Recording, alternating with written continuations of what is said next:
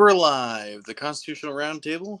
I'm your host, Andrew, and shortly we'll be visited yet again by Warhamster and the man himself, the man, the myth, the legend, Douglas V. Gibbs, Mr. Constitution. Today we're going to have a fantastic show. There's going to be a lot to talk about, a lot of constitutional things to go over, a lot of perhaps CIA things to go over. I don't know. We'll have to see. But let's see how we're going here. But anyway, looks like we got one person in the show watching. And let's see here.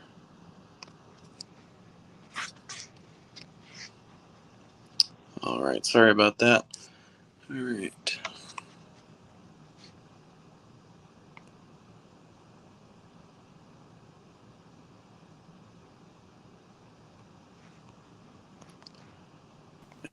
Here we go with Doug. Hey, Doug. Good evening. How was your week? My week is good. Good. I obviously caught Tuesday, which was definitely a fun live to be a part of. Well, to watch anyway. But yeah, it's how many more are you going to go through? Have y'all planned on going through the Constitution? The plan is to do another episode or two where it's Q&A, just kind of have fun. Then we'll start going through the Constitution again right around Halloween. And the anticipation is to finish the Constitution again sometime in January, hopefully closer to the first of the year. And then we'll decide if we want to go over it again or if we want to do something different or where we're going to go from there. We haven't really decided beyond that point yet. All right. Hello, Chris L. And Gentlemen. And Warhamster. Hello, Chris. Hello, Warhamster. Andrew and I, he was asking on the Tuesday thing with Ron Storm Chaser if how much longer we're gonna go, or if we're gonna go through the Constitution a number of times or whatever. And I told him that the immediate plan is to do another show or two with Q&A, then go through the Constitution, and then sometime in January probably complete, and then decide at that time where we go from there. We haven't thought beyond the first of the year really, or through next time we go through the Constitution really yet, but we'll see. Really quick, can y'all hear me clear? So in Florida, I guess they're, at least in my area, they're hightailing it into 5G. So nothing's really working unless I'm on 5G. So right now I'm on 5G. I decided to keep the phone away from me. So, but. Well, if a third eyeball grows out of your forehead, then we'll know all about 5G. Well, I'll tell you what, the Cumberland River has done that to many people before 5G, so yeah. We'll see.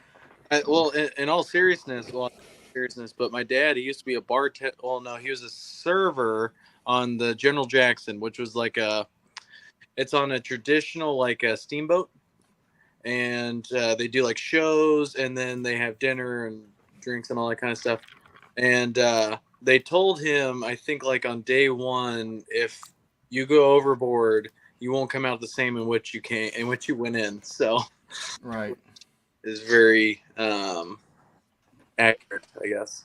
So, once we just lose you. Yeah, his voice faded on us. Yeah, must be that 6G. The 5G killed him. No, I'm kidding.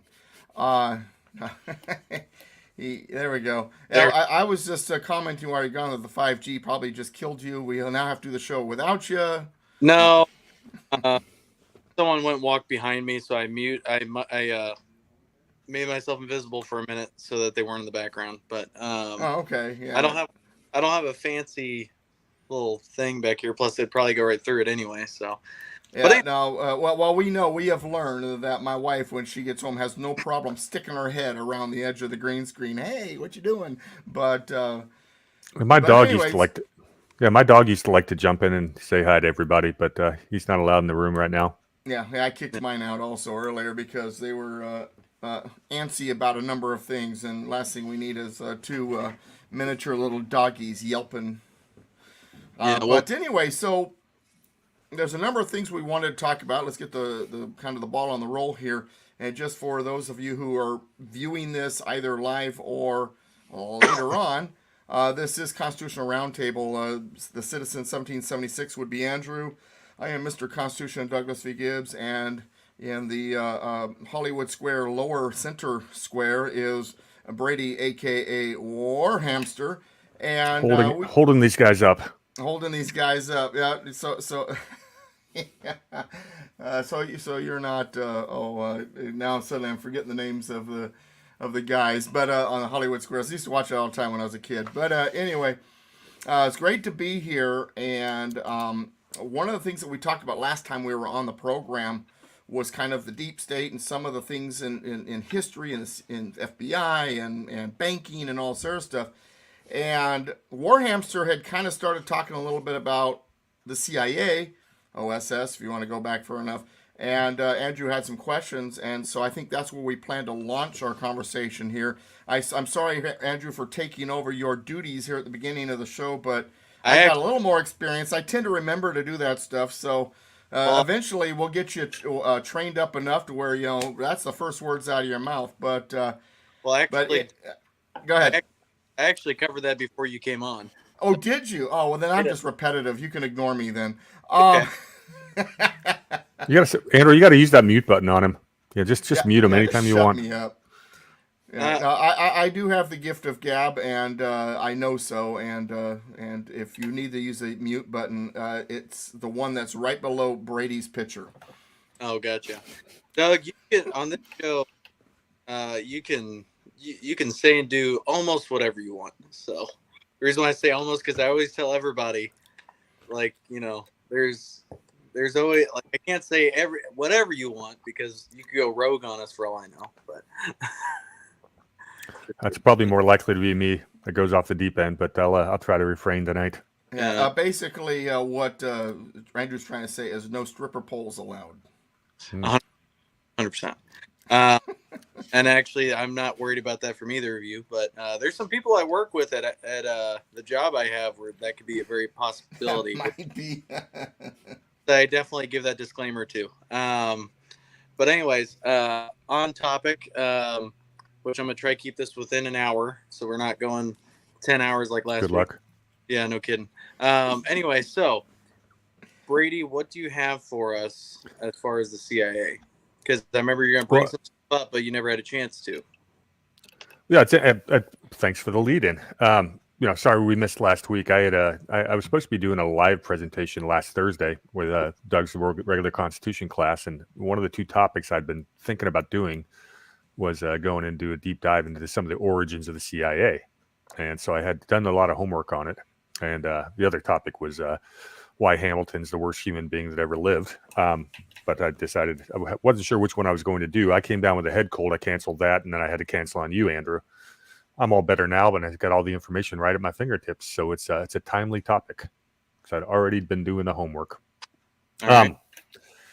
Last time around, we talked a little bit about the origins of the CIA, the OSS, and I think I talked about how Operation Underworld was where the U.S. military incorporated themselves in with the Sicilian Mafia, basically to help patrol the docks of New York's harbor.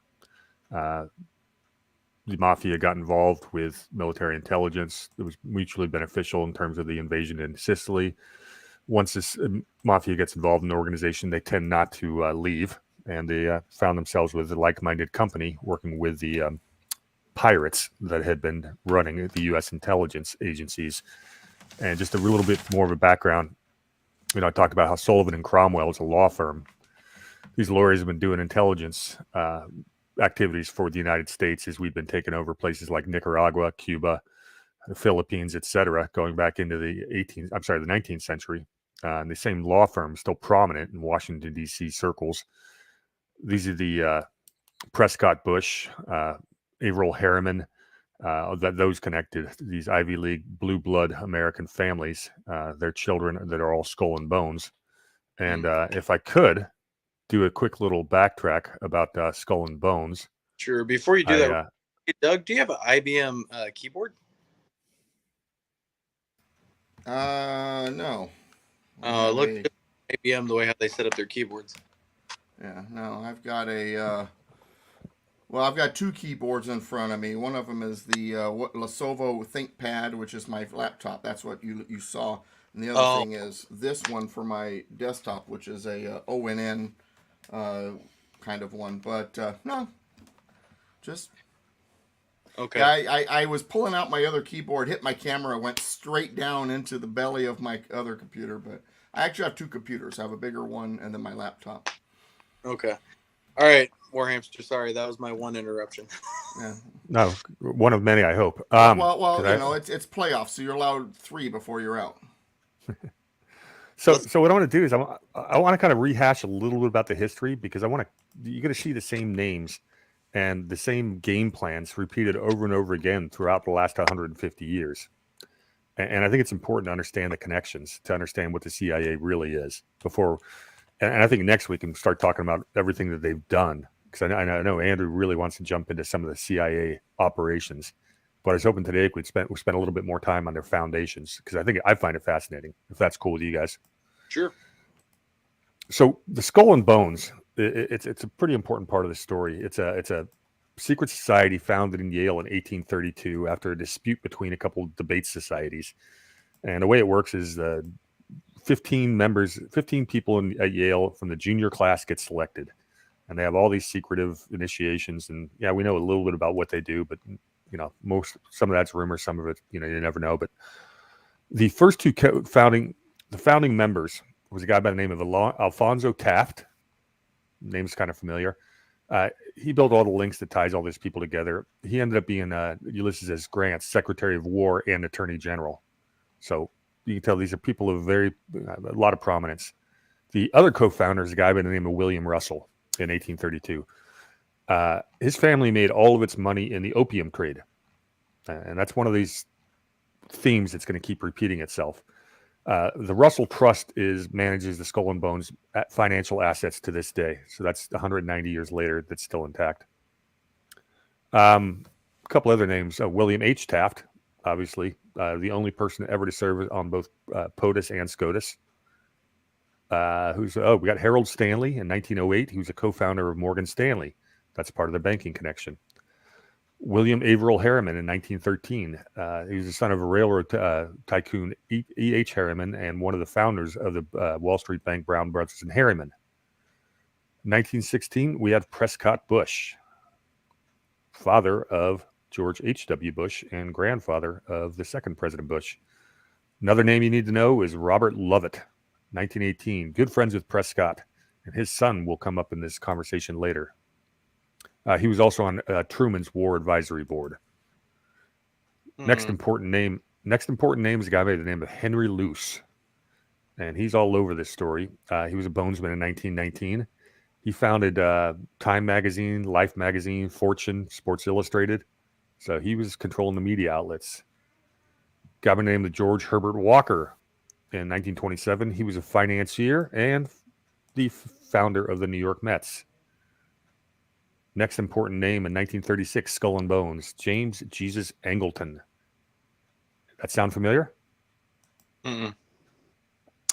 He was not only the CIA counterintelligence chief, but he was appointed to the Warren Commission when they were investigating the JFK assassination. He was the ringer of the Warren Commission. Interesting. Okay. Guy by the name of McGeorge Bundy. Anybody ring that one ring a bell? Is he related to any other Bundy that's famous? Yeah, well, we'll get to that in 2 seconds. All right. But he's the national security advisor to both Kennedy and LBJ. He was the driving force behind the Vietnam War. He's also the son of Robert Lovett, who we mentioned above earlier. And his brother was also a bonesman named William Bundy. And he just happened to be the State Department liaison for the Bay of Pigs invasion. Guys enjoying the connections yet? Yeah, they're sounding pretty good. Hey, Doug, question. As far as, because he mentioned the Warren Commission, Was sorry, this is going off just a little hair. I was always wondering, was that um, the place for Congress to do that, or was that, or whoever set up, or was that something that should have Well, been the Warren handled? Commission, remember, it was a judicial commission. So that was okay for the U.S. government. Well, Does it investigative is really supposed to be the Department of Justice, but did anyway, it have a legislative purpose?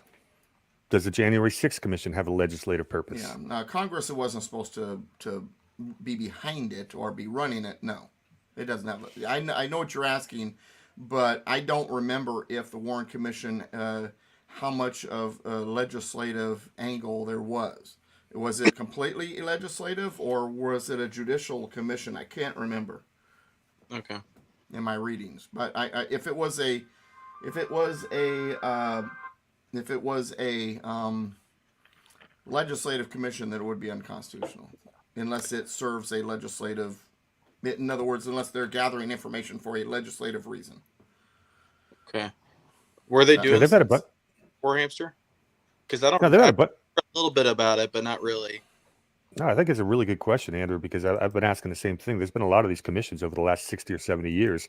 And the question always is, does it have a legislative function? Is there a Right. legislative, that's, I don't remember in the Constitution, one of the delegated powers to Congress to be an investigative body. Well, Yeah. that's exactly right. Yeah. So that's why I like the question. Yeah, you could say the same thing about the January 6th Commission. You could say the same thing about the 9/11 Commission. And it seems to me the one thing all these things have in common throughout the decades is then truth never actually comes out, and they always have a ringer in place. There's always somebody who's been part of this deep state. Maybe it's the Skull and Bones guy. Maybe it's someone else.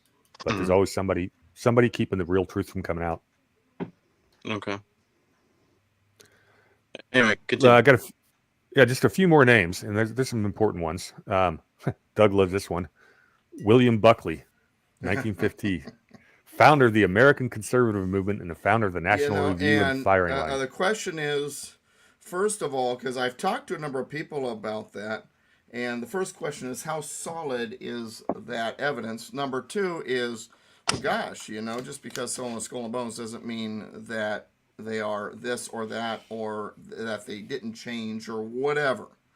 I mean, for God's sake, Reagan used to be a Democrat. But that said, it is, if it is true, quite an incriminating start for that gentleman.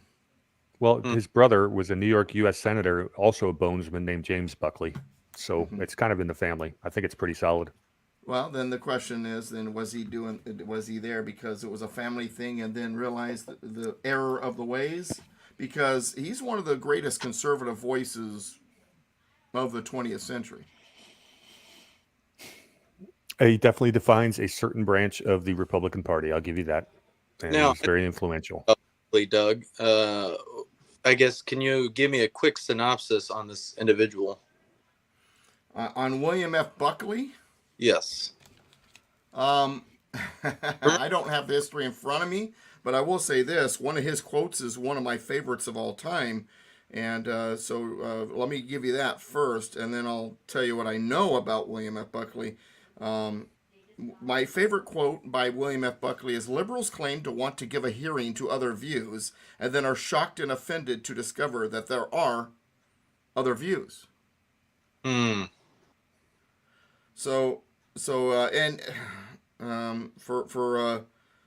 lack of a better way of explaining, William Buckley was, you got to remember, the conservative movement has always kind of been there, but not under that name.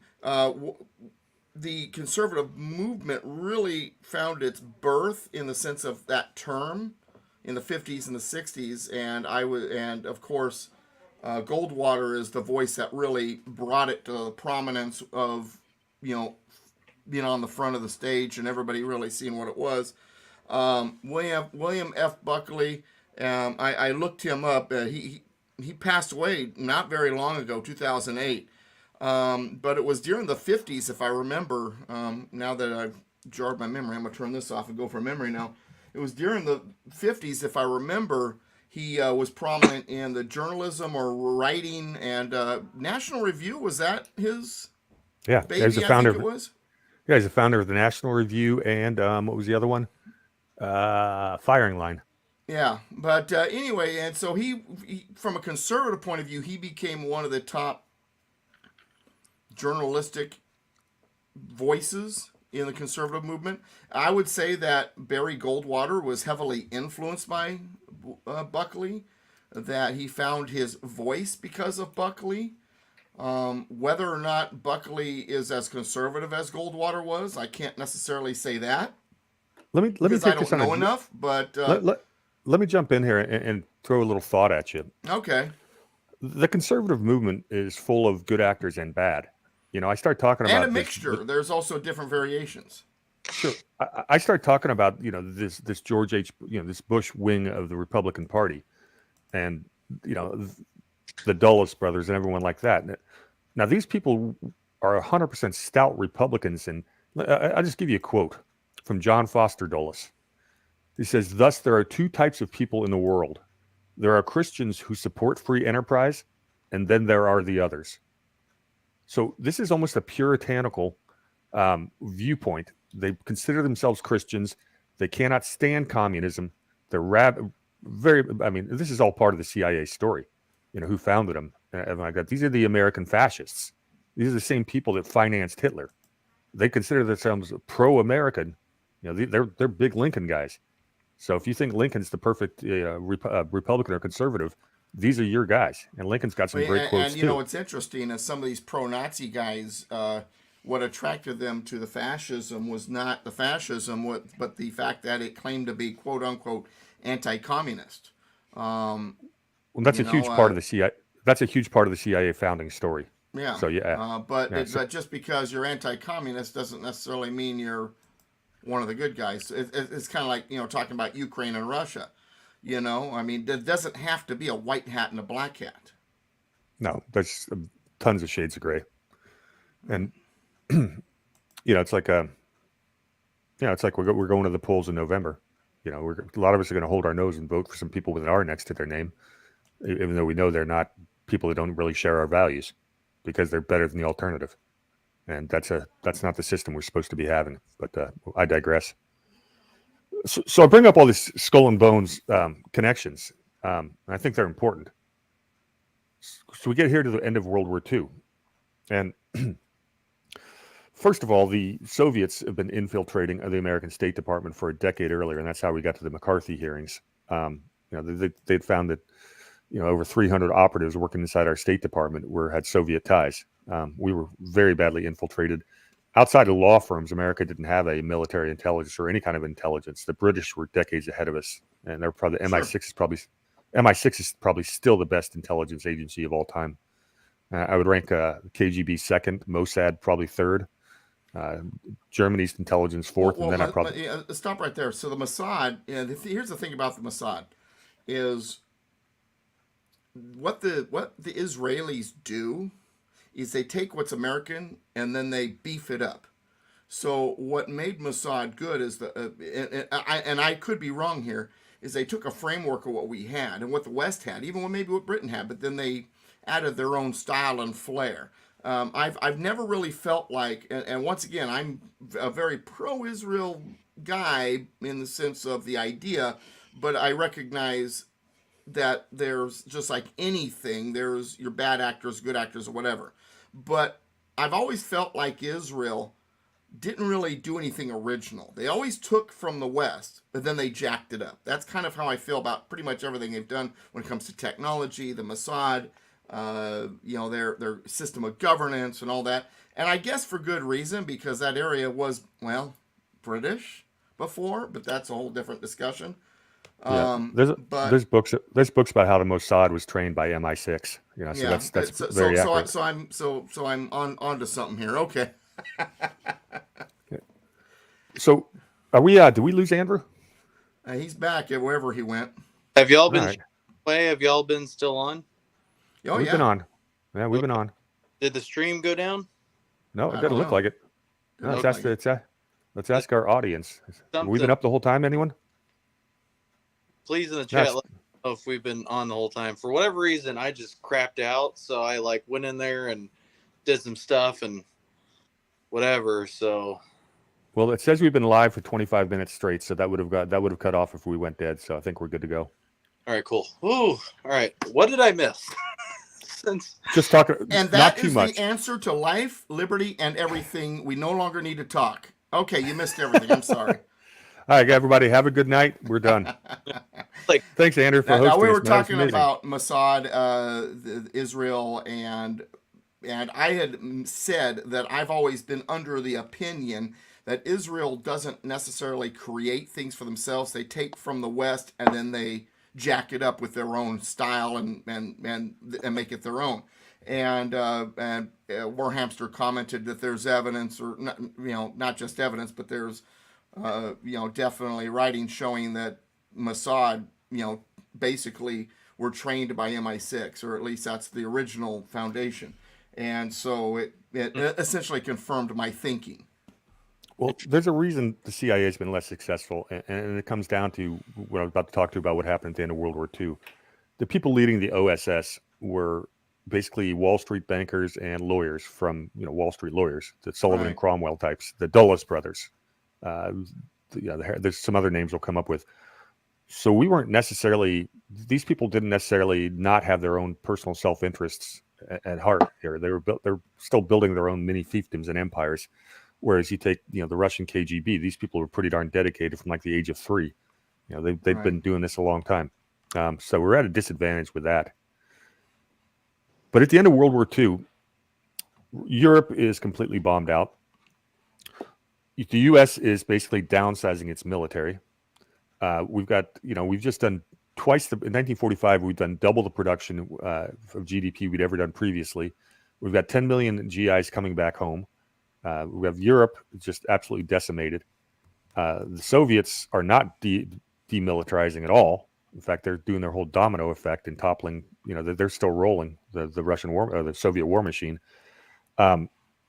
So we come up with something called the Marshall Plan, and that's basically we're going to keep our factories up and running and sell all of our stuff to the European countries, and that's how we're going to rebuild Europe, turn them into a consumer nation.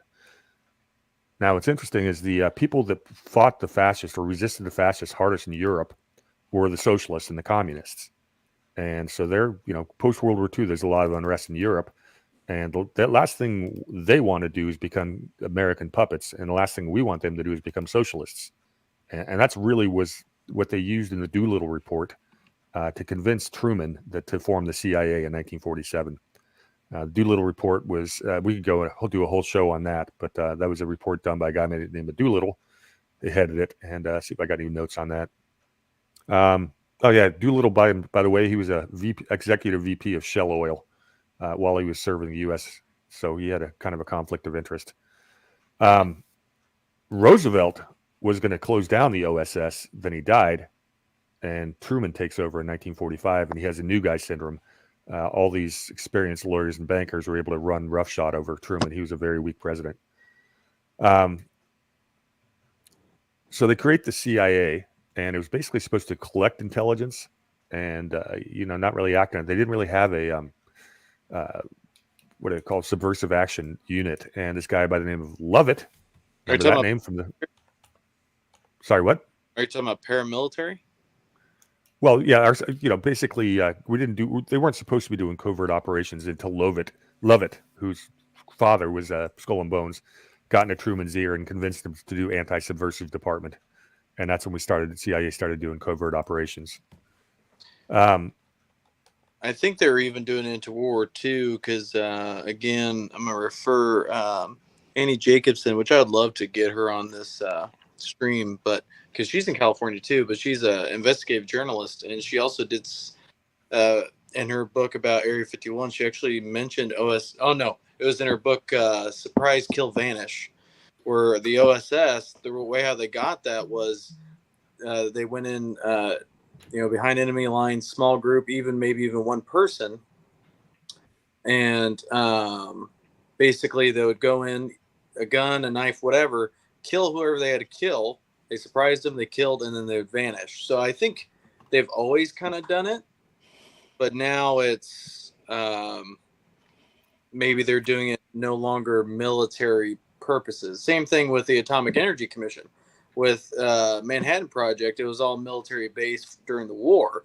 After the war, they had to come up with the Atomic Energy Commission so they continue what they were doing, but under the guise of corporation. And also with that goes a rabbit hole I went down today about testing doing plutonium experiments on retarded children, pregnant women, and various other people without them knowing in the 40s, 50s, and 60s. So. Yeah, that a lot of that stuff I believe is true. Yeah, no comment there, but other than, yeah, we've got a lot of data that shows that basically what was going on elsewhere just got transferred to here. Yeah. I have a theory I'll bring up a little bit later before we end, but it ties in with the CIA, but also with the Atomic Energy Commission. But anyway. Okay, well, that's a segue into the next part, because that'll be part of what I talk about next. So going on over in Germany at the end of World War II, also, Alan Dulles is over there. And the Nazis see the writing on the wall. We do Operation Paperclip. We bring 1,500 Nazi scientists over, but a lot of Nazis that have been working with the American Nazis, or the American fascists, I like to call them, couldn't get out, and they got stuck there with the Nuremberg trials. Well, Alan Dulles interfered in a lot of that. Great story is a guy by the name of Karl Wolff, who was the chief of staff for Himmler. He was also in charge of the Jewish slave labor. He was mentioned in Schindler's List. That's Karl Wolff. Right. He got trapped in Italy by a bunch of partisans, and Alan Dulles intervenes and sends a team to arrest him, quote unquote arrest. Basically, the Americans just took him, and somehow he just disappeared into some place like Argentina. So that's what Dulles was doing, is he was getting Nazis out of there. Interesting. They made a deal with a guy by the name of... Let me say something real quick. I'm appreciating Warhamster here because I know my history, but my history that I really know is pretty much 19th century and 18th century.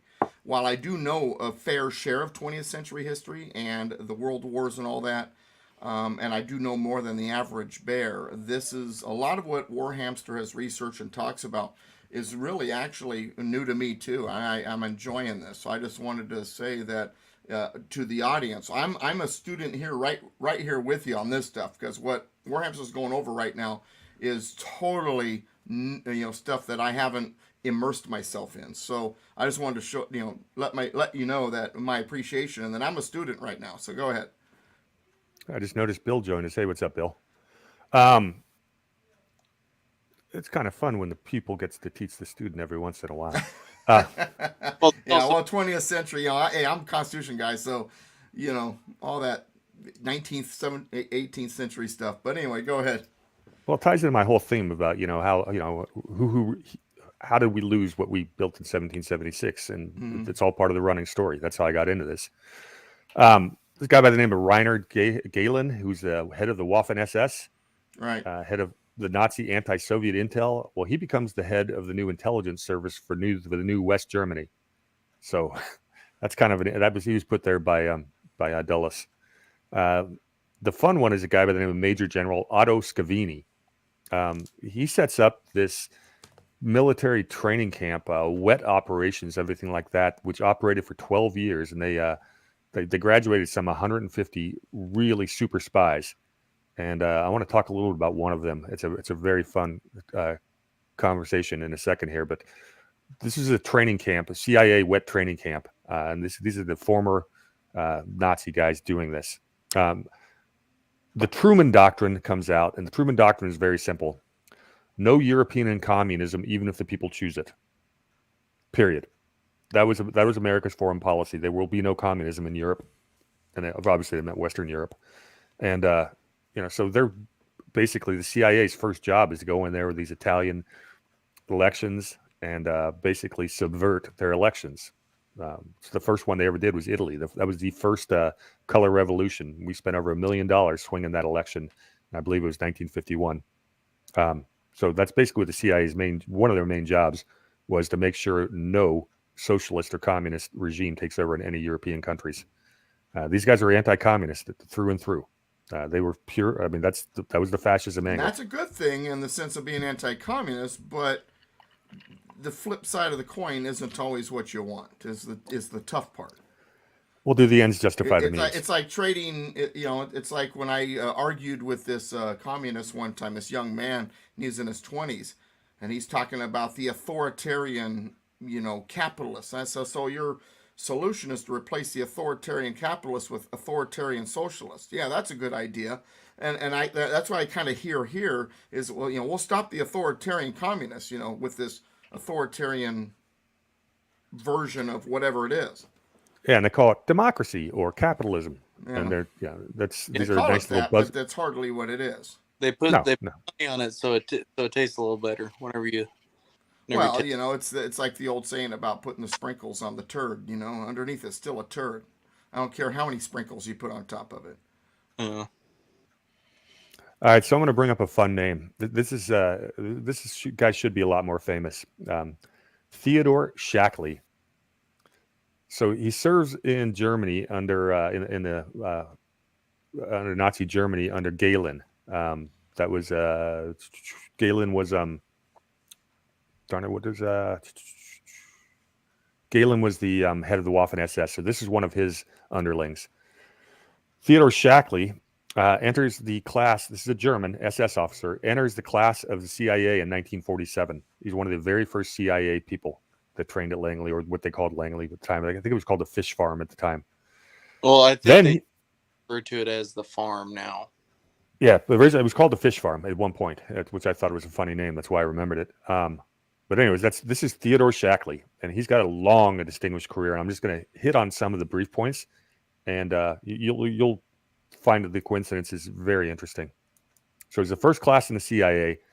Then he goes back into Germany into the Anti-Communism Special Warfare Academy I told you about. Yeah, he's in both of those. Then that's in Germany. Then he becomes a CIA station chief in Miami in 1961. Yeah, Cuban Missile Crisis. He was a part of that, or fighting against that, or preparing for it, or whatever. Yeah, well, so what happened with Cuba is, when Castro took over, it's late with 57, 58. Yeah, America's not. Go ahead. I'm sorry. I'm thinking out loud, but go ahead. Yeah, well, first of all, they really irritated the mafia because they lost their casinos. Right. You got all these Cubans here. Nixon, who's part of the National Security Council, thinks he's going to be president in 1960, and he contacts basically Howard Hughes,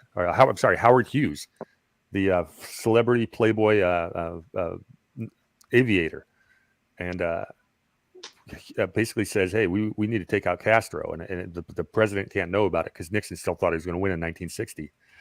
So Howard Hughes contacts one of his lawyers, who then contacts the mafia. They have a bunch of meetings throughout 1960, and they start creating this assassination team of 15 former Cubans, and with some mafia hitmen help, and they're stationed in CIA bases in Florida. Well, Shackley is running that operation from the CIA. He's also the Miami station chief still when Kennedy was assassinated. Right. So it's Bay of Pigs, Kennedy assassination. The arrows sure seem to point that the Kennedy assassination was directed out of Miami. Then he goes over to Laos and Saigon. And remember we talked about the opium being Now, wait a second. Let's go back to 60, 61, 62. Because if I remember properly, Shackley, and you're right, he's a little bit more famous. He was a part of a program that was like doing stuff inside Cuba, like terrorist attacks. American launched terrorist attacks, Operation Mongoose, right? Yep, and that's here in the notes. That's one of the things they're doing there. That's this team of 15 people. Yeah, they're assassins. So we are committing terrorist attacks in a communist country. Yeah, we're basically these 15 people get flown to an air base in Arizona. Then they get flown down to Mexico, where they get trained into what do you call it? We do crossfire assassination attempts where you triangulate. That's what we're training these people to do all that. And that's actually happening. All right. Andrew, see, I have a trigger memory. Sometimes I don't remember something real well until someone triggers it, and he just triggered all kinds of stuff in my head. Sorry about that intrusion there, but every once in a while, man, my memory gets triggered, and I suddenly, Bing, bing, bing. Yeah, so the reason why I know about this is because when I first came across it, it fascinated me because we don't want other countries committing that against us. We do it against other countries, communist countries. But the question is, well, because we're the good guys, then it's a good thing, right? But if they do it to us, it's a bad thing. And that's, that's an interesting dynamic to look at because, it's an ends justify the means kind of scenario, something that I typically am against. So, can you justify doing internal operations in a communist country that includes, and is not limited to, terrorist attacks?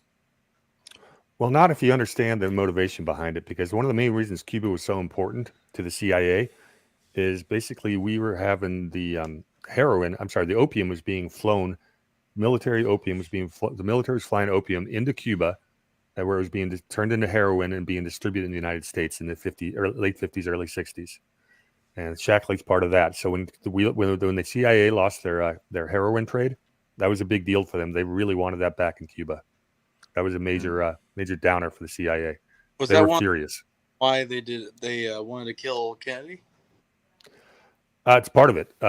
Kennedy obviously put the halt on Bay of Pigs. But yeah, I would say the Bay of Pigs is why Kennedy got assassinated more than anything. He went in there. He went in there and basically was furious about what the CIA had been doing, what he'd learned. Then he puts his younger brother, 39-year-old RFK, in charge of the CIA. That was a mismatch. He was way over his head.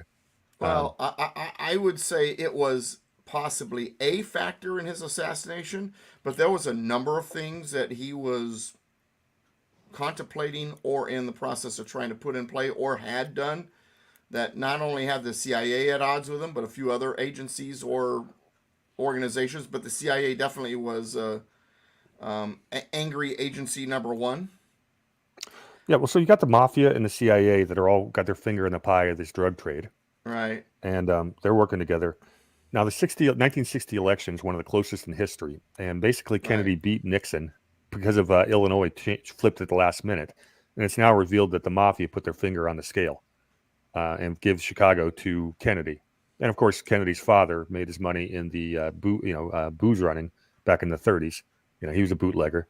So Nixon's not real happy about this. But when Kennedy turned around and doesn't back Bay of Pigs to get that huge cash cow back for the mafia, they turned on him. Right. They helped him win, and they turned on him. CIA turned on him.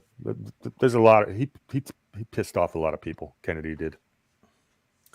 So it is. We got all the drug running coming through Cuba, and that's one of the main reasons.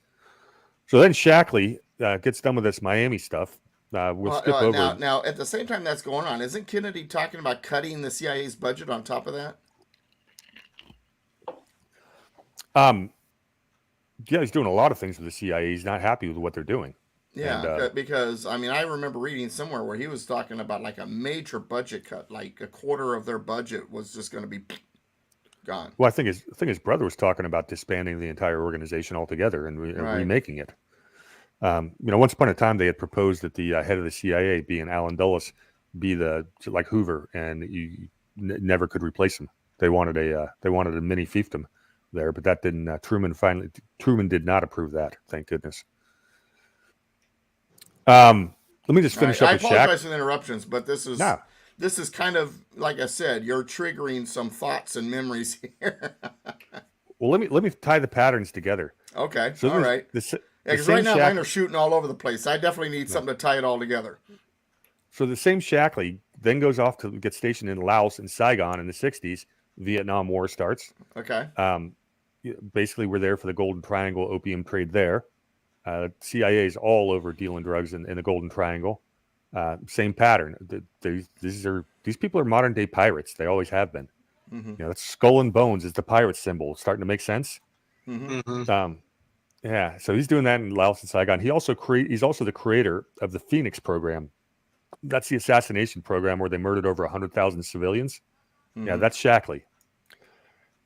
The big one with Shackley is he ordered the assassination of an Indonesian prince named Sihanouk, and that didn't happen. He got caught. So he had to leave the Eastern Theater. Yeah, Phoenix program was what, like 66, 68, something like that? Yeah, his big assassination program.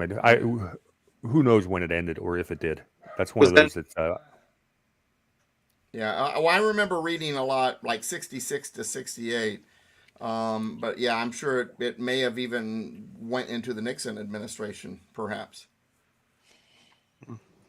But okay, go ahead.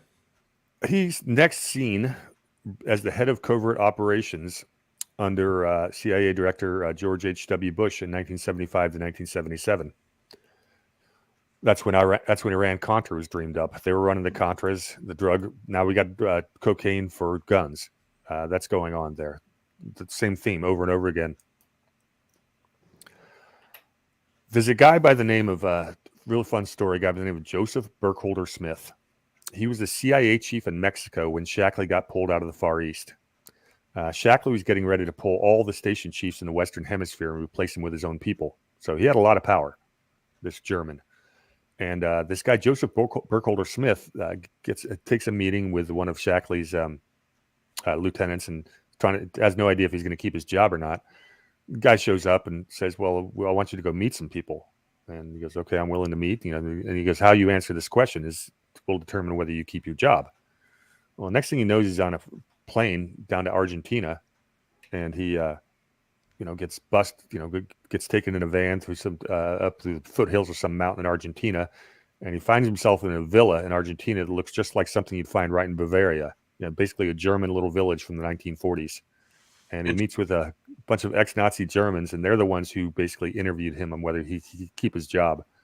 And Right, so now, see, this is curious to me because I've heard of Joseph Burkholder Smith, but I thought he was just an author. I mean, he's got like a mess load of books. He was a CIA station chief in Mexico, and he's the one that tells that story about the Nazis in Argentina who basically had been removed there by Operation Paperclip and Allen Dulles' machinations in 1945. Yeah, because how I know about him is I have a book called The Plot to Steal Florida, James Madison's Phony War by Joseph Burkholder Smith. So I'm like, wait a second. An author I like is, wow. But then again, I do remember most of his books are kind of like, it's not a mess load of books, but it's a pretty good list, and they are Cold War kind of intelligence stuff. So I guess that makes sense. That would fit. You actually know more about him than I do. I didn't know he wrote books. Yeah. Well, Andrew, I got I one know more. of two for sure, but I think there's more. But anyway.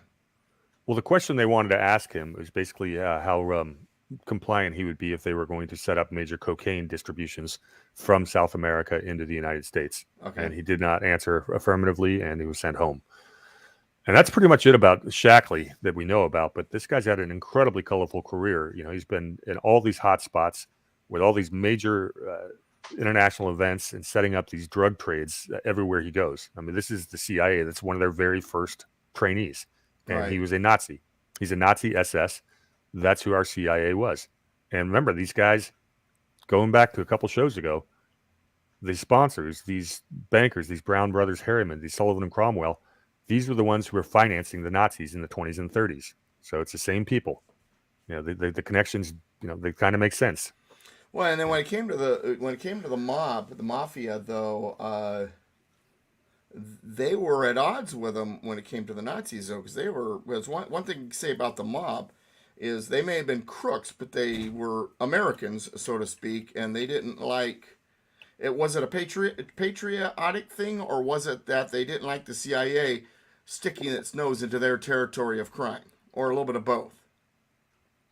Well, Operation Underworld was when the U.S. military started co-opting, working with Lucky Luciano, and there's three. Basically, the mafia was very happy to fight against the fascists in Europe, because the first thing that Mussolini did was locked up all the Sicilian mafia dons. So that was the encouragement for the mafia to fight for the U.S. They were more than happy to do so. When did that shift? These guys were trying to make money and run drugs. Of course they're going to work with these fellow pirates of the world. the ones with the official official titles of U.S. government. Right. That's like a get out of jail free card for these guys. You're working with the government instead of against them. I mean, where do I sign up for that as a mobster? Right. Andrew, any questions on that stuff? Well, I do have a comment real quick. Tracy, we start at 8:30 Eastern time or 5:30 Pacific time, just so that way you could catch the show. Yeah. And I unfortunately stuck my email out on it at the last second just because I had a million other things going on, and I was lucky to get into my seat in time.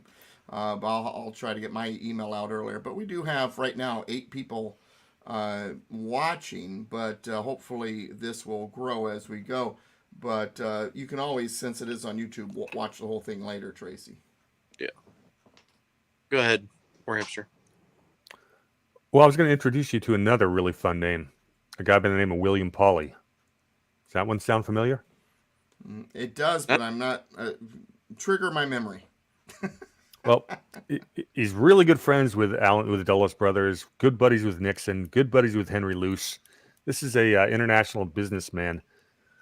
He's also really good buddies with a bunch of international strong-arm dictators, including Batista in Cuba, Chiang Kai-shek in China.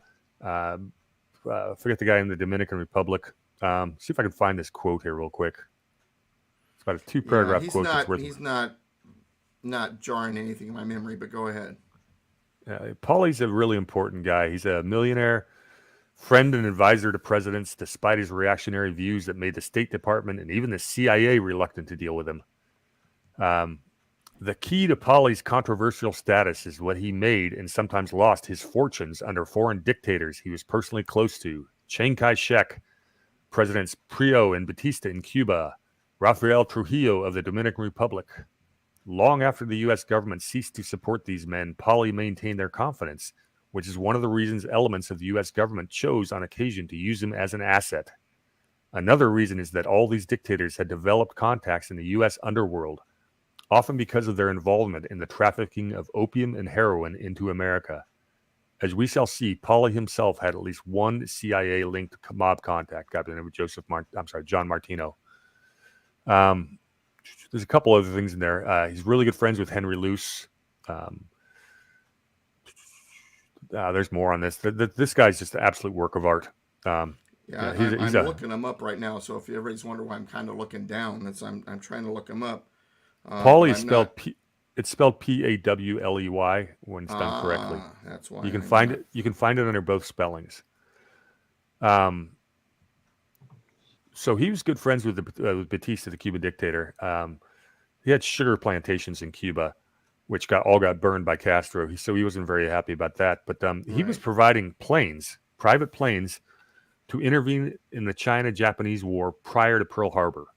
So this is one man intervening militarily, American citizen, providing his own private planes to help Chiang Kai-shek. And his famous quote is, "There are no rules to this game." He's the guy who wrote a report to Truman, and basically said he's the one that recommended that Dulles be the permanent head of the CIA. He helped write the Doolittle Commission, which is amazing. This guy's writing this guy's an absolute, James Bond level criminal, arch evil, and he's giving advice to the president.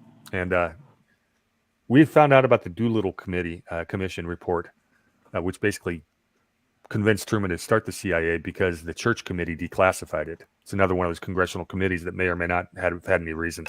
Right. But William Pauley's a real work of art. Yeah, he was very much involved with the CIA in the early days. In fact, he was probably predates it. He was a one-man intelligence operation. So Doolittle Commission, is that 1954? That's about right. Yep. Okay, yeah, because I'm trying to look this stuff up because you're in an area where I have no clue, and so I'm trying to kind of look stuff up here. Okay, right on. Let's see. Should we talk about Operation Condor? Go ahead. I'm still trying to figure out anything about Pauley, but because he's not showing up in anything that I've got. But anyway, go ahead. I've noticed that about some people. Like, for instance, Bezos' grandfather who was one of the regional. He was high up in the Atomic Energy Commission. Lawrence, I want to say it was Lawrence Preston. What was his last name? It wasn't Bezos. Lawrence Preston. They'll come to me. But anyway, I try to look him up. There's nothing about him. But yet, supposedly, he's really high up in this government agency. What, so, what was the name again? Lawrence Preston. Here, let me look real quick. Hold on 1 second. Lawrence Preston Geist. Yeah, it's not ringing a bell for me. And you say he's the grandson of whom? No, he's the grandfather of Jeff Bezos. Okay. Shoot that over to me in a text. I'll see if I have anything in some of my more obscure references. Okay. I'll do that right after the show. So Operation Condor was out of Mexico City, and a lot of these same players are involved, but involves Pemex, the big Mexican oil company, and a guy by the name of Jorge Diaz Serrano, who had been very good big partners with George H.W. Bush in the Zapata Oil Corporation. Basically, what they were really doing is heroin smuggling out of the Golden Triangle, involved with the Corsican Mafia, which is Lucky Luciano, one of the three conditions that he asked for to help the U.S. So it wasn't all out of the goodness of their patriotic hearts, Doug. Guy by the name of Paul Hollywell is all over these hearings in all of these cases, and he ran what's called the Sea Supply Company. That stands for the Southeast Asia Supply Company. They're the ones that were flying the drugs into Cuba.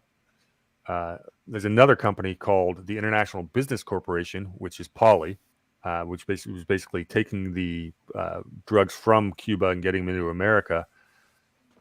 IBC would then be used to purchase all the weapons for the Contras and the Iran-Contra, and IBC turned out to be a CIA front. You remember the Flying Tigers? Yeah, That's right. that's what that was all about. That's IBC Really? and the Sea Supply Company.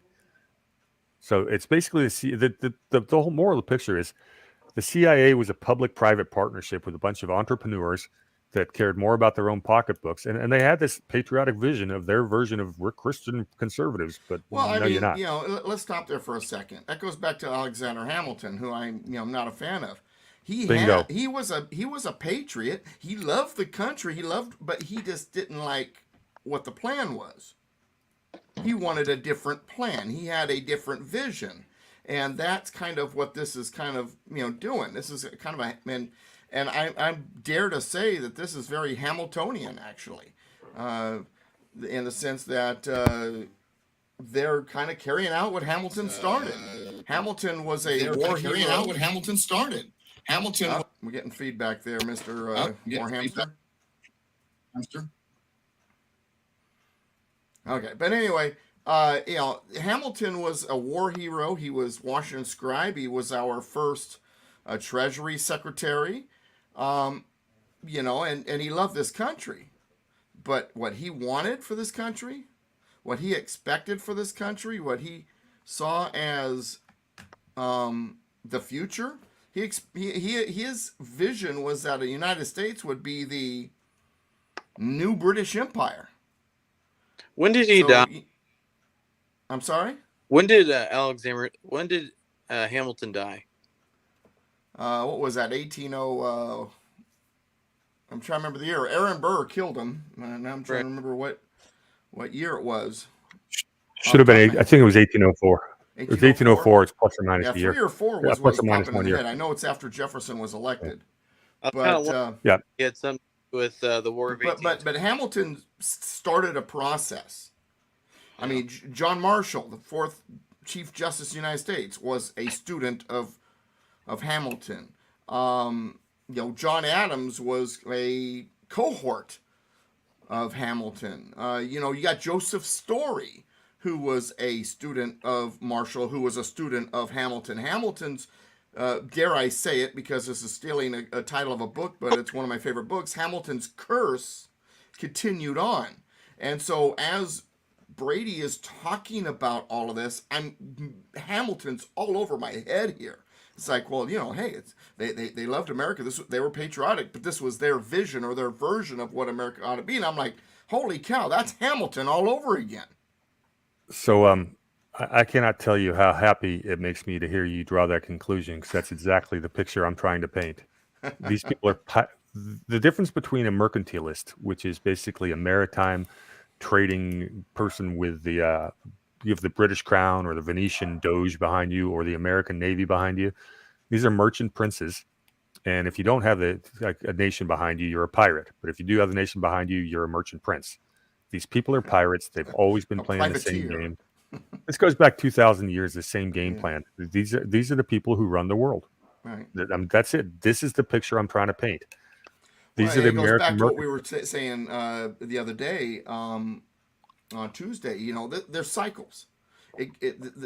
Everything we are seeing, we've seen and we've saw and we've seen before that and we saw before that, and it's just our turn to go through it, as our friend Todd would say. But the fact that there's connections here are fascinating as it is. But it once again, and I apologize again for the interruption. I mean, Hamilton's way of thinking, the Hamiltonian foundation here is all over it. Well, yeah, and the Constitution is anathema to these people because that puts limits on what the government can do. And we're supposed to be an expansive. We weren't supposed to be an empire. We're supposed to be the opposite of that. There should not have been these foreign wars of adventure. And the whole point of these wars is to keep other countries, poor so we can get cheap labor and resources. And also so nobody can threaten the British Empire or the Venetian Empire or now the American Empire. It's the same game plan over and over again for hundreds of years. And, there's a reason The Ugly American was a very successful book. 'Cause it was true. The CIA has committed something like 78 coups around the world. And they put in strong-armed dictators to keep their people poor. This is the American foreign policy. And it does go back to Hamilton and Lincoln. And a lot of these, big government American presidents and the people behind them. And it's usually the people behind them more so than the Operation Phoenix, like neutralized just under 90,000 people, and I think they killed 25, 26, 27,000, something like that, people. I mean, it's and here's why this is important to talk about. And let me do this from a viewer's perspective for a second. I love my country. And because I love my country so much, I don't want to see or know or admit that it's ever done anything horrible. Because I couldn't imagine the country I love having a hand in such horrible things. And the answer is, your country hasn't, but segments of your country have. Segments of the government or the institutions have. And there's been this battle for control. And the bad guys have always made a very big impact in the name of the country you love. And it's frightening to hear. Now, that said, that's where a lot of these conspiracy theories come from. And the difficulty is, while not all of them may be exactly right, they all have, or they all bud from a seed of truth. And as an American who loves my country and I love freedom, I love my Constitution, maybe I have a normalcy bias going on here. It's hard to swallow when you find out, gosh, the good guys are swarming with bad guys. And this is, I'm not saying this because this is a sudden epiphany for me. I've known this stuff, but I know for some of you that watch this, it might kind of be a little bit of a, wow, I hadn't really thought of that. Oh, it kind of hurts that my country that I love so much would be involved in such things. And it's a part of history and it's truth. But that said, and I really want to make sure I get this across, it's not your country that did it. It's bad people in positions of power, segments of it. But there's always been the fight for control. That there have been good actors along with those bad actors. But it is sometimes for a lot of people, it's hard for them to hear this. It's hard for them to swallow. Because like I said, we have this normalcy bias where, no, everything's normal. This is the way it is. This is my vision of what's normal. Don't shatter it with this horrible news. I'd rather not see how you make the sausage. Yeah. Hey, Warhamster, I have a couple questions for you real quick. Go. From my understanding, it looks like these drugs are coming from China. Is that? Well, the big opium fields have always been India, and then Afghanistan, and of course the Golden Triangle in Laos, Cambodia, and Vietnam. I believe that's where the opium comes from.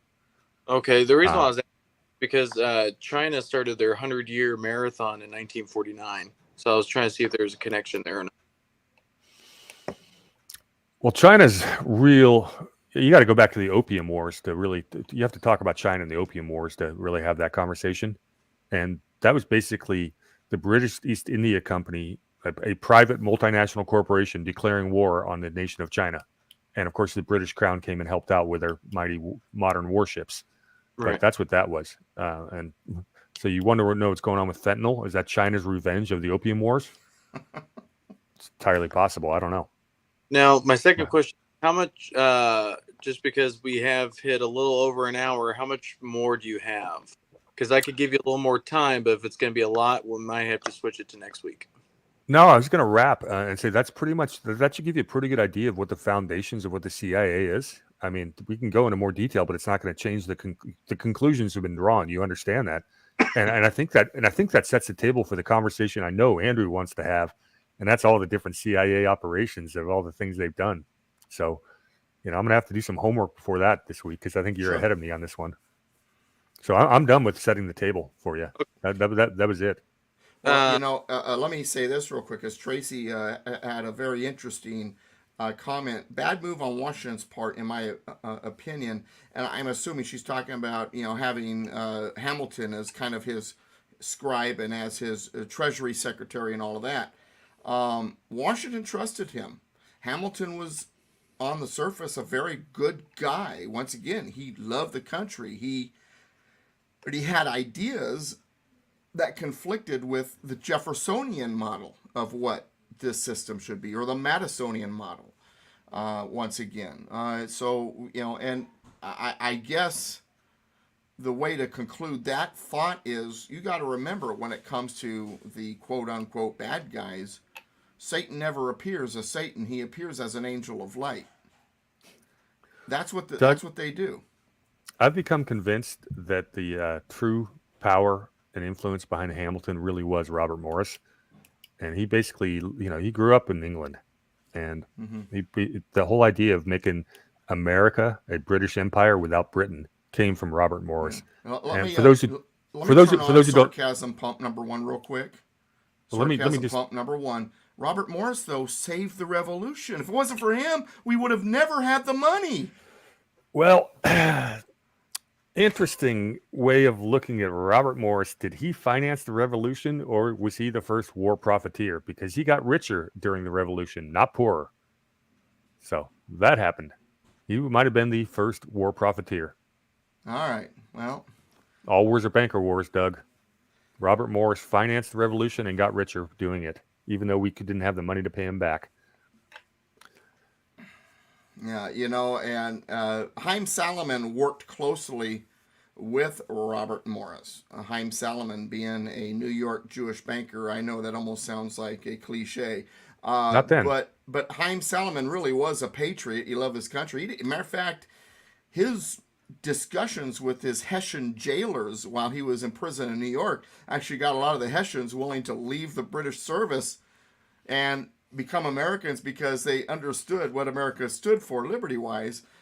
So I don't know if Haim Salomon was if he was necessarily one of the bad guys, or if he was just guilty by association with Robert Morris. But it is interesting to me that you've drawn these conclusions about Morris because, and I'm sarcasm pump number two being turned on now, but the history books don't talk about him that way. So you just sent me on a really fun rabbit trail, and it'll be a quick one. But are you familiar with a gentleman by the name of William Lee in the Revolutionary War? Okay, for those of you who aren't, William Lee was the U.S. ambassador to the Habsburg Empire, which is basically Austria-Hungary, very ancient empire. He's a terrible ambassador because he spoke French and not German, and his whole goal was to get the I didn't know Habsburg that part Empire. about the language, but go ahead. It was terrible. What he wanted to get the Habsburg to be neutral, so they wouldn't send all the Hessian mercenaries to fight against us. And what he ended up doing, he did get them neutral, and we ended up having a lot of the arms, the weapons and ammunition that the American used came from the Habsburg Empire because of William Lee, but it wasn't because he was good at what he did. It's because they didn't really like the British. Well, that's why France was helping us. Same reason. Yeah, well, there you go. Well, the French did like this idea. Well, I guess apparently no. That was the French Empire at the time. They didn't like the idea of freedom because it kind of took them down 10 years later. Yeah. And it was the Habsburg Empire is a very interesting part of the American Revolution, but I digress. All right, very good. Well, Andrew, we give the allotment of time, the remainder of the time, back to you. I appreciate that. For whatever reason, I blacked out again, and I'm like, But Yeah, anyway, you're gonna want to watch the the replay. computer, not him. You're gonna want to watch Andrew. You're gonna want to watch the replay. Too much information. I can't take it. You're gonna want to go back and watch this time that you missed for that 5 minutes because we dropped a couple fun ones about Robert Morris and the financing of America. I think it's important. Excuse me. I think it's important stuff. Like within the last 5 minutes just now. Mm-hmm. Yeah, when you just now blacked out, you missed a couple good ones. Yeah, you missed another 42 moment. Oh, gotcha. We solve the mysteries of the universe every time you disappear. Oh no. Was it Tracy the other day that was brought up 42? Was it her? Or... I can't remember. It's funny. I think it was Tracy. But anyway, when I was struggling to get my cam, I'm going, I know the answer to this. Alrighty. All right. It's always a pleasure, gentlemen. Yeah, I apologize also. I was out of town last week, so we just didn't have one last week. Yeah, she says, yeah, it was me. But I'm a Douglas Adams fan, too. If you don't know what we're talking about 42, you got to read... Zen and the Art of Motorcycle Maintenance. You got to read The Hitchhiker's Guide to the Galaxy and all of the Douglas Adams books. But anyway, it was a pleasure being here. Thanks for hosting this, Andrew. And we should be around next week, I believe. If my Yeah, but Doug and I are booked now on the 28th. Oh yeah, the 28th we have an event that's about the same time. So 28th we'll have to skip but the 21st next week you've got us. That's not a problem because I'm actually on vacation that week, so the wife would love that. Because my birthday's 7th, and we're going to be in Orlando or somewhere in Florida for that weekend, so that would work out just fine. Is Florida pretty much back to normal, or still kind of a little bit disheveled? As far as hurricane? Yeah. Well, I haven't been keeping track on the West Coast. Supposedly it was the most devastating hurricane to Florida, but every hurricane is the most devastating somehow. But I guess this time it was because inflation was a factor. So that's why it was the most devastating as far as cost. But as far as I know, I don't know. On this side, we're great. Over there, I don't know. Florida's the only state where when you're talking to them, they can say West Coast, East Coast, and mean their same state. Yeah, exactly. So real quick before we go, and we have the worst sign-offs ever, but this is important, I think, both these questions. For everybody, I think you're going to want to tune in next Friday. Andrew's been texting me a bit over the last few weeks, and he's been doing a lot of homework on some of these CIA programs. And I will do my homework so I can keep up. But he's going to have some good stuff to drop, and I think it's going to be a lot of fun. But I think Andrew's going to be doing most of the talking next Friday, which will be fun. But I got a question for Doug. We talk about all the different government agencies and three-letter agencies and whether they are constitutional. If we were going to stick to original intent, what have you. Right. Is the CIA, should it be allowed to exist?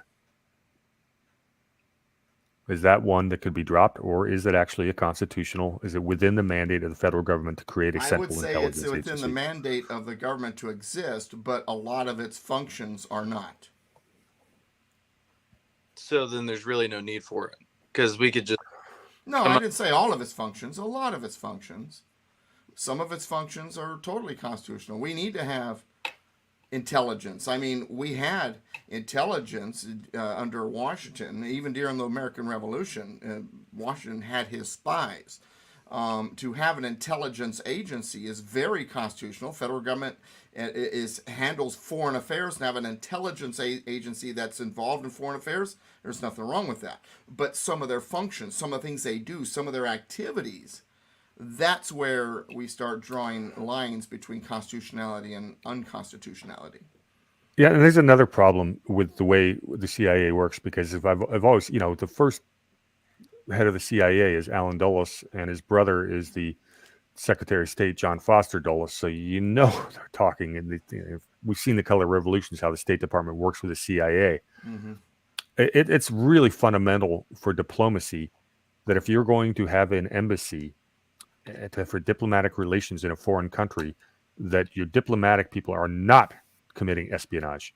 They should be completely separated as an element of just respect and trust. And trust. Now, I would imagine almost every country in the world breaks that, and I'm sure the British probably started that, or maybe goes back to the Roman days. Nobody's. That's what I was gonna say. Yeah, goes back further, but anyway. But if we want to make the world a better place, we shouldn't be having covert operations. It's one thing to gather intelligence. It's another one to be, assassinating people and, bribing their businessmen to allow, CIA-operated businesses to get a foothold in the country, everything like that, all this stuff. And this is what they do. We come in peace. Yeah. Sarcasm like I said, number 3. Well, it's dripping. On that, there's actually something I thought was. Have y'all seen them? I'm sure y'all have, but I'm going to say it just for the sake of the comment. Have y'all seen the movie The Patriot with Mel Gibson? Oh, of course. Absolutely. It's a great one. There is a part in there because, it kind of goes into, is it ethical to commit acts of war essentially without a I guess maybe a declaration of war, because absolutely it is. So it kind of goes back in that movie, the guy, let's just say General Cornwallis, when the British cavalry riders would come in and just cause chaos, and he made a comment on there's no honor in this. Like he's there's like a code of ethics. Well, ethical and honor are two different things, first of all. Second of all, when it comes to war, it's sort of like a street fight. You ever been given the rules of a street fight? There are no rules. So that's kind of the way I look at it. Now, that said, is it dishonorable to do certain things? Sure. And it goes back to what I was saying earlier about what we were doing with our, undercover operations in Cuba. Because the ends justify the means. What might be a terrorist to one is a freedom fighter to another, right? I mean, not that I'm legitimizing that statement, but it really does sometimes, when you look back in history, kind of depend. What's going on? Why is there a response? What is the aim and all that? You got to get into the full context as to, to understand fully. I mean, there is no black and white, right and wrong sometimes when there's this type of conflict going on. Yeah, but obviously there was before the Geneva Convention, there obviously was an understood. I hate to say it this way, but it's like there is a gentleman's rule. Yeah, sure. So that's more what I'm referring to. I know that there's no rules like we gotta know, but there's, But see, in the beginning, when they had sacred honor, those rules meant more, but they were willing to break them. Now everything's a street fight. I want to take this to another level, what you guys are talking about, and on its surface, we understand when there's no war and different nations are trading freely with one another, everyone benefits. All the people across the economy do well through the free exchange of goods and services. This is a good thing. When war happens, most people's business get destroyed, but the war profiteers and the bankers and these multinational corporations seem to do really well. And then they consistently can go in there and buy all the assets from the broke people on pennies on the dollar. So why do we Well, have that's war? how Soros made what he made. Why do we have war? All wars are banker wars. Yeah, never forget that. The wars don't need to be happening. They never should. I mean, there's no reason for war in this day and age. We don't need to. I mean, nobody in America wants to conquer another territory. Sure, So what's the that's point? absolutely true. Is there an ideology? Is there an ideology that threatens us more than with the ideology from within? You know, this stuff's Well, that ridiculous. said, though, there have been times though where there is a true enemy and there has to be a defense because There's a difference. negotiation doesn't do it. There's a difference between defense and wars of adventure, and I would suggest everybody read "War Is a Racket" by General Smedley Butler. You know, he talks about this. You know, we thought we were defending our country. Instead, we were conquering, smaller countries in South America to pave the way for multinational U.S. corporations to go in there and pick up, the ruins and buy everything for pennies on the dollar. That's what war is all about for the last few hundred years. It's always been about benefiting the money behind the military. And that's why these people get themselves into positions to whisper in the ear of kings and presidents, is because they want to be able to conduct their own version of foreign policy. That's the Sullivan and Cromwell legacy. That's the British mercantilist legacy. That's the Hamiltonian legacy. They want empire. They want to be able to control a government for their own commercial benefit. That's wrong. These are robber barons. These people are pirates. That's why they call themselves Skull and Bones. And I don't like them very much at all.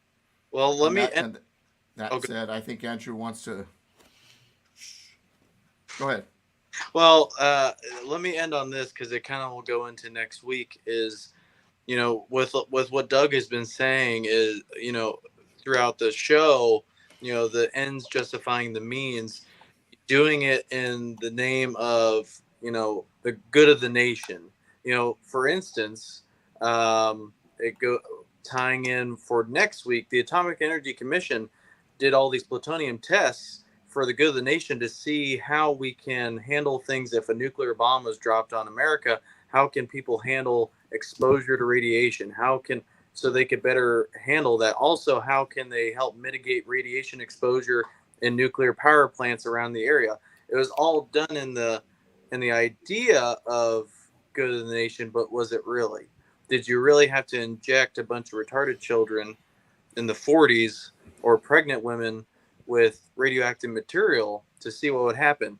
It goes back to the Nazis because the Nazis did the same thing. Exactly. So you want to start next week with Operation Paperclip? I think that's where it all kind of starts, honestly, because in the 40s they did a lot of tests that they should never have done, which I believe is morally wrong, constitutionally wrong. I believe that there's a lot wrong with it, and I think it all ties back to the Nazis coming to America, because again, the Nazis during World War II, they did all kinds of tests where they literally took humans and used them as guinea pigs to see how high can our pilots go before they black out and die. When do you get this happening? What temperature does a person die when they freeze? But they did it not just for the good of the outfit for a thing, but also I believe there's also a cynicism with it. The plutonium injections, a lot of people died from that. And I wonder if it's for the good of I wonder if it was for the good of the nation to protect us, but also maybe to depopulate. Maybe also, there's no telling what, but we need to know why in order to know how come, if that makes sense. That sounds like the title of a book. When the Nazis came to America. And Argentina. Yeah. Well, honestly, that's. I heard a while back that the Nazis never actually lost World War II. They just came to America. So. Well, that's exactly kind of part of the case I've been making. So we're on the same page, brother. Tracy, women freeze at 68 degrees. Fact. Actually, women freeze the moment their husband comes home late, but that's beside the point. Right. All right. So that is a little snippet into next week. We're going to get all crazy with it, but obviously keep it tamed, and hopefully we'll do better at keeping within an hour. Obviously, we can't. Well, no, you know what? It's hard to contain things within an hour. We could try it. We won't do it. But I will say this. Let's end it with this. Is this is what a good podcast is about, because everybody's learning. The one of the things that the podcast I enjoy most, by the way, are the ones where I walk away and I go, "Whoa, I didn't know that," and that's what I'm hoping this is doing for you guys. So if you want to keep coming back, you want to, and you think others ought to be learning some of the stuff we're talking about, share it. Let other people know about what we're doing here. We should be bristling with all kinds of viewers because of the extraordinary information that's being provided here. And on Yeah. that happy note, Andrew, take us out of here. Alrighty. Well, actually, I'm going to continue the tradition that I've always done. Doug is going to lead us out with his catchphrase. United we stand, combined we kick butt. God bless America, my friends. God bless you. We'll see you next week. All right. We'll see y'all next week.